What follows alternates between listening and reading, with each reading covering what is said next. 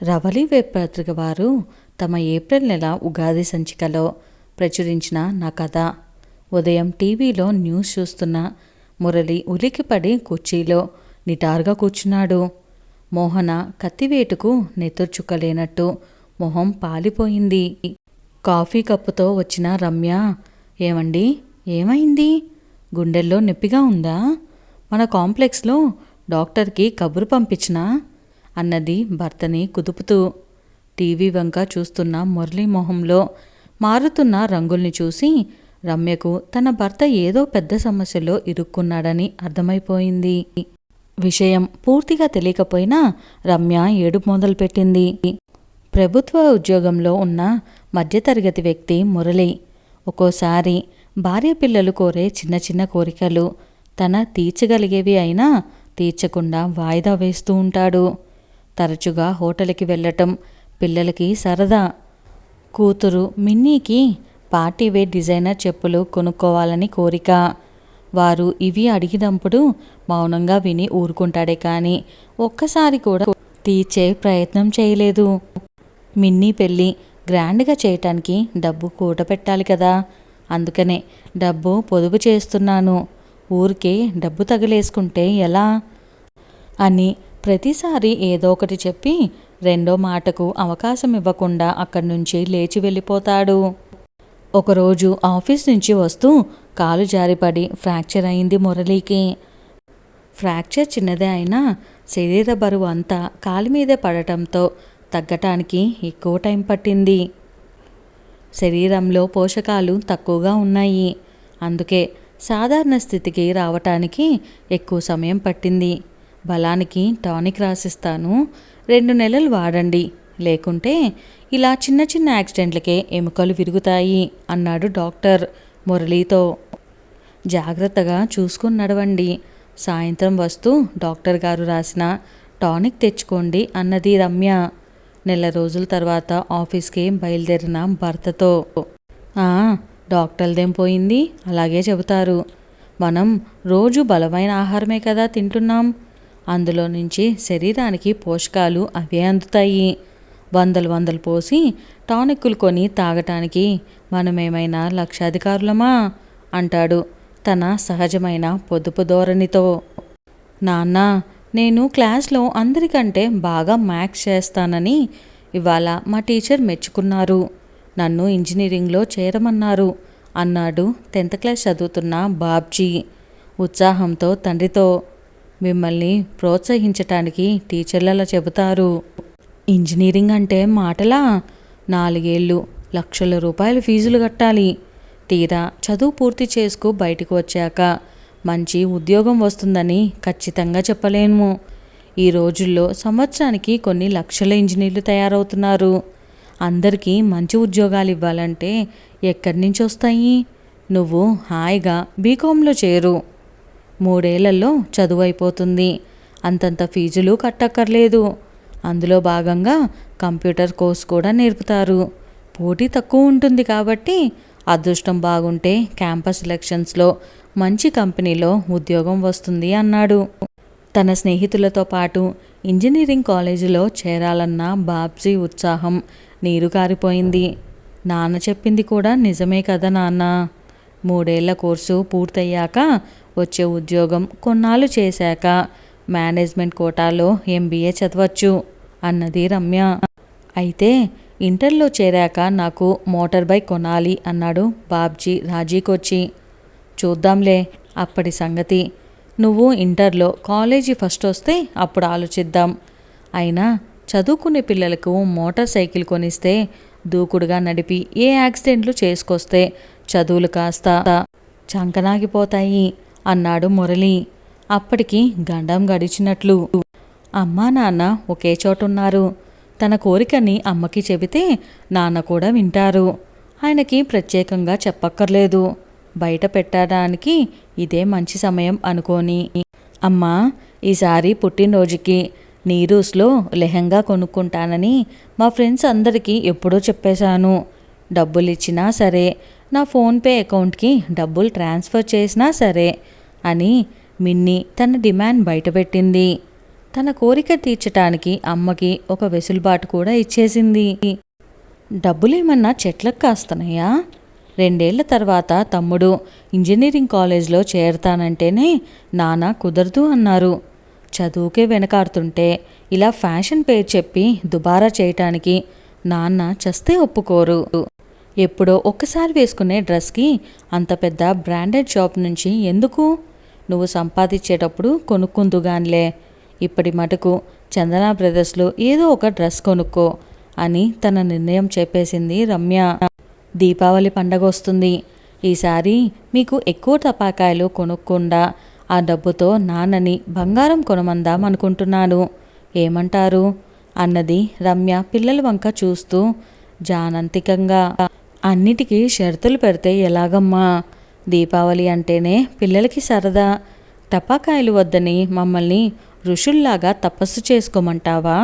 అన్నాడు బాబ్జీ చిరాగ్గా మొహం పెట్టి.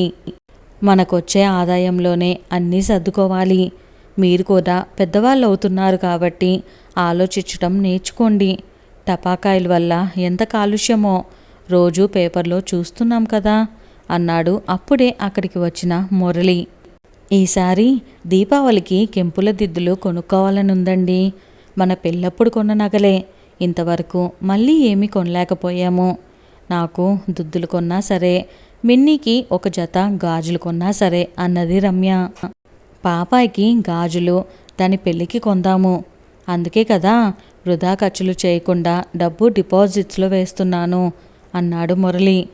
6 నెలల క్రితం వచ్చిన బోనస్ డబ్బు, నెల నెల తన జీతంలో నుంచి ఉద్యోగుల కోఆపరేటివ్ సొసైటీలో దాచిన డబ్బు, వడ్డీతో సహా వచ్చిన సొమ్ము మొత్తం ఒక జాతీయ బ్యాంక్లో ఫిక్స్డ్ డిపాజిట్గా వేశాడు మురళి. వార్తాపత్రికలో పెద్ద పెద్ద అక్షరాలతో వచ్చిన పొదుపు బ్యాంక్ ప్రకటన మురళి దృష్టిని ఆకర్షించింది. 1కి 2 సార్లు చదివాడు. బీరువాలో ఏదో వెతుకుతున్న భర్తను ఏం వెతుకుతున్నారు అని అడిగింది రమ్య. నేను ఈ మధ్య జాతీయ బ్యాంక్లో డిపాజిట్ చేసిన రిసిప్ట్ ఇలా తీసుకురా. ఆఫీస్కి వెళ్ళేటప్పుడు వారి దగ్గరికి వెళ్ళి అవి క్యాన్సిల్ చేసి ఆ డబ్బు ఎక్కువగా వడ్డీ వచ్చి వేరే ప్రైవేట్ బ్యాంక్లో వేస్తాను. వాళ్ళ దగ్గర 3 ఏళ్లకు ఇచ్చే వడ్డీ ఈ జాతీయ బ్యాంకులో 10 ఏళ్లకు కూడా ఇవ్వరు. పాపాయి పెళ్లి కోసం దాస్తున్నాను కదా, వడ్డీ రేటు ఎక్కువ అయితే మనకు ముందుగానే సరిపడా డబ్బు చేతికి అందుతుంది అన్నాడు. అలా ఎలా ఇస్తారండి? ఒకరు ఇవ్వలేనంత ఎక్కువ వడ్డీ ఇంకొకరు మాత్రం ఎలా ఇస్తారు? ఇందులో ఏదైనా మోసం ఉందేమో అన్నది రమ్య కొంత ముందు చూపుతో. నీకు తెలియదులే, మా ఆఫీస్లో మిగిలిన కొలీగ్స్ కూడా ఈ ప్రైవేట్ బ్యాంక్ గురించి నిన్న మాట్లాడుకోగా విన్నాను అన్నాడు తన నిర్ణయం సరైనదే అనే విశ్వాసంతో. 1000 మంది ఖాతాదారుల వద్ద డిపాజిట్ సమకూర్చిన తర్వాత పొదుపు బ్యాంకు బోర్డు తిప్పేసిన వైన్యం.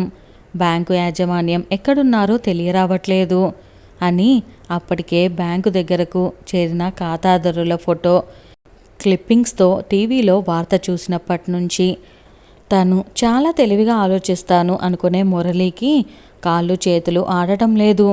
ఏం చెయ్యాలో దిక్కుతోచక నిలువు గుడ్లేసుకొని చూస్తున్న మురళి రమ్య ఏడుపుతో తెప్పరిల్లి, ఊరుకో, నాలాంటి ఖాతాదారులు చాలామందే ఉన్నారు. ప్రభుత్వం చూస్తూ ఊరుకోదు. ఏదో ఒకటి చేసి మన డబ్బు మనకిప్పిస్తుంది అని బింకంగా భార్యకు నచ్చచెప్పటానికి ప్రయత్నిస్తున్నాడు. ఏడ్చినట్టే ఉంది. ఇలాంటి కేసులు కోర్టులలో తెమిలేసరికి మనం ఉండం. పిల్లలు అడిగే చిన్న చిన్న సరదాలు కూడా తీర్చకుండా ఎప్పుడో తవ్వి తలకెత్తుతా అని వాళ్ళని చిన్నబుచ్చేవాళ్ళం. ఇప్పుడు చూడండి, పిట్టపోరు పిల్లి తీర్చిందని అందరికీ పంగనామాలు పెట్టి వాడెవడో తన్నుకుపోయాడు అని దీర్ఘాలు తీయటం మొదలుపెట్టింది రమ్య. మీ అమ్మగారు కూడా ఇంతే. రాత్రిపూట కాస్త అన్నం మిగిలితే నేను వాచ్మ్యాన్కి ఇద్దామంటే ఎందుకు వాళ్ళకి వీళ్ళకి పెట్టడం, ఉంటే రేపు పిల్లలు తింటారు అని ఇవ్వనిచ్చేవారే కాదు. తీరా మరునాటికి అది కాస్త పాడయ్యి చడ్డి కంపు కోరుతుంది అని పిల్లలు తినడానికి ఇష్టపడేవారు కాదు. బాగున్నప్పుడే ఇస్తే ఇంకొకరి ఆకలి తీరుస్తుంది అని ఎన్నిసార్లు చెప్పినా ఆవిడ పద్ధతి ఆవిడదే. మీకు ఆమె అలవాట్లే. ఆలోచనలు బాగానే వచ్చాయి అన్నది రమ్య. అయినా డబ్బుకి విలువ, అది వాడుకున్నప్పుడు, దానం చేసినప్పుడు మాత్రమే ఏర్పడుతుంది. ఇనప్పెట్టెల్లో మూలిగే డబ్బుకి విలువుండదు అని మా అమ్మ ఎప్పుడూ చెబుతూనే ఉండేది. నిజమే, పొదుపు చెయ్యాలి, కానీ మన కనీస అవసరాలు తీర్చుకోకుండా కాదు. ఇప్పుడు చూడండి, వాడెవడో మన డబ్బుని అనుభవిస్తున్నాడు అన్నది రమ్య. అబ్బా ఊరుకో రమ్య, నేనొక్కడినే కాదు, ఈ బ్యాంక్ వాడైతే ఎక్కువ వడ్డీ రేట్ ఇస్తాడని మా ఆఫీస్లో కూడా కొంతమంది ఇక్కడే డిపాజిట్లు వేశారు. వెళ్ళి కనుక్కొని అందరం కలిసి పోలీస్ కంప్లైంట్ ఇచ్చి ఎఫ్ఐఆర్ ఫైల్ చేస్తాము అని ఇంకా అక్కడే ఉండి భార్యకు మొహం చూపిస్తూ ఆమె అడిగే ప్రశ్నలకు జవాబులు చెప్పలేక అప్పటికప్పుడు కార్యరంగంలోకి దిగేవాడ్లాగా బయటికి వెళ్ళాడు. ఈ సందడికి నిద్రలేచి వచ్చిన బాబ్జీ, ఏమైందమ్మా, ఏంటి గొడవ అన్నాడు టీవీ వైపు దృష్టి మరల్చి. ఏముంది, మూసిపెడితే పాసిపోయింది అన్న సామెతలాగా మీరు ఏమడిగినా ఇప్పుడు కాదు అప్పుడు, ఇది కాదు అది అంటూ వాయిదా వేసి జాగ్రత్త చేసిన మీ నాన్న డబ్బు అంతా ఎవడో గద్దలాగా తనుకుపోయాడు. నేనెప్పుడూ చెబుతూనే ఉంటాను, అన్ని అవసరాలు మానుకొని నాలిక మీద వాత పెట్టుకొని పైసా పైసా కూడబెట్టడం తప్పు, దుబారా చేయకూడదు. కానీ పిల్లలు కోరే కోరికలు కొన్నైనా కనీస సరదాలు తీర్చండి అని. మొన్నటికి మొన్న మిక్సీ పాడైందండి, వెంటనే కొత్తది కొనాలి అని అడిగాను. ఈ మిక్సీ కొని 15 ఏళ్ళు పైన అయ్యింది అంటే అమీర్పేటలో చక్కగా రిపేర్ చేసే షాప్ ఉంది, అక్కడ రిపేర్ చేయించుకొస్తాను అని మర్నాడు పట్టుకెళ్ళి రిపేర్ చేయించుకొచ్చారు. ఇలా అత్యవసరాలు కూడా మానుకొని జాగ్రత్త చేసిన డబ్బు ఈయన కాచి నక్కల పాలు చేసినట్లు అయ్యింది. ఇప్పుడు మురళితో పాటు ఆ బ్యాంకులో డిపాజిట్స్ వేసిన మధ్యతరగతి జీవులందరినీ నిద్రకు దూరం చేసింది. కేసు బయటపడగానే ముందుగా పోలీసులు ఎఫ్ఐఆర్ రాసి ఆ బ్యాంకుకు సీలు వేసి కార్యరంగంలోకి దిగారు. ఇలాంటివి ఒకటా రెండా, వాళ్ళకి చేతి నిండా ఇవే కేసులు. ప్రజలని అలా మోసం చేసే ఉద్దేశంతోనే బ్యాంకుని ప్రారంభించిన ఆ బ్యాంకు యాజమాన్యం దేశం వదిలి పారిపోయారనే వార్త విని మురళి, అతని లాంటి అనేక ఖాతాదారులు మరింత కృంగిపోయారు. ఈ వ్యాపార ప్రపంచంలో మధ్యతరగతి మనుషులకుండే డబ్బు అవసరాలు, వారికుండే పరిమితులు, డబ్బు సంపాదించటానికి వారు పడే ఆరాటం, తపన, వారి నిస్సహాయత, వీటిని సొమ్ము చేసుకునే అదను కోసం ఎదురు చూసేవారు ఉంటారు. వ్యవస్థలో ఉండే లోపాలతో వ్యాపారాలు సాగించే ఇలాంటి వారికి మురళి లాంటి వాళ్ళు ఎంతోమంది సమిధులవుతారు. రాజకీయ నాయకులు అండదండలు లేకుండా ఏ సంస్థ వారైనా ఇంత పెద్ద నేరం ఎలా చేస్తారు అని నలుగురు 4 రకాలుగా అనుకుంటారు. కానీ నమ్మేవాడుంటే మోసం చేసేవాడు పక్కనే ఉంటాడు. కేసు కోర్టుకు వచ్చేసరికి చాలా కాలం పట్టింది. కోర్టులో వాద ప్రతివాదాలు జరుగుతున్నాయి. మురళి, అతని తోటి ఖాతాదారులు ఎప్పటి వార్తలు అప్పుడు తెలుసుకుంటున్నారు. రమ్య చెప్పినట్లు ఇలాంటి కేసులు తెమిలేసరికి ఏళ్ళు గడిచిపోతాయి. ఆశ ఉండొచ్చు కానీ దురాశ పనికిరాదు. రాత్రికి రాత్రి కోటీశ్వరులైపోవాలనుకుంటే తప్పు అని తానేదో వీటన్నిటికీ అతీతుడైనట్లు ఒక బంధువు దీర్ఘాలు తీస్తే అయినా తెలియక అడుగుతాను, పెద్ద మేధావివి అనుకొని మురళి ఇంత తెలివి తక్కువ పని ఎలా చేస్తాడు అని మరొక బంధువు పరామర్శ. మొగుడు కొట్టినందుకు కాదు, తోటికోడలు నవ్వినందుకు అన్నట్లు తమ పరిస్థితికి నలుగురిలోకి వెళ్ళటం మానేశారు మురళి దంపతులు. ఎద్దుపుండు కాకికి ముద్దు కానట్లు కోర్టులో కేసు ఏళ్లకి ఏళ్ళు నడుస్తూనే ఉంది.